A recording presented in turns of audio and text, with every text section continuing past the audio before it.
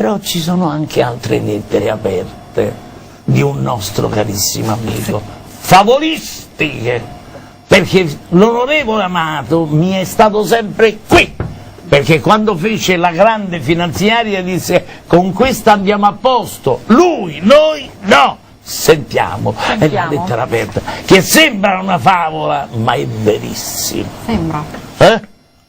Zero. Nell'83 i pretori bloccano le televisioni della Fininvest perché trasmettono illegalmente su scala nazionale. Craxi fa 2 decreti per l'amico Silvio e chi scrive questi 2 decreti? Serbis, Giuliano Amato, che era sottosegretario alla Presidenza del Consiglio.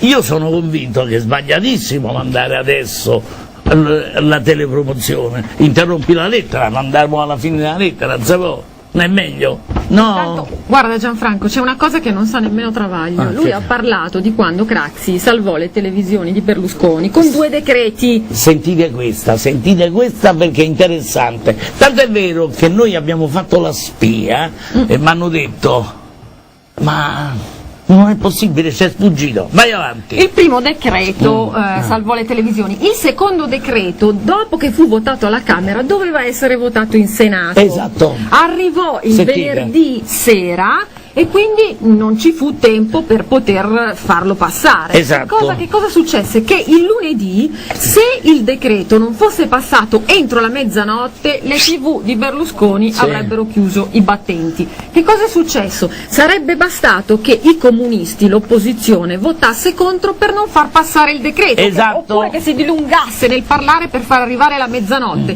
Ma attenzione, arrivò un ordine dal Partito Comunista di allora che disse dobbiamo solo far finta di non far passare il decreto, in realtà deve passare.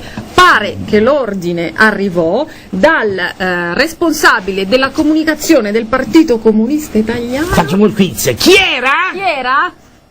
Walter Veltroni. Avete capito? In Giuci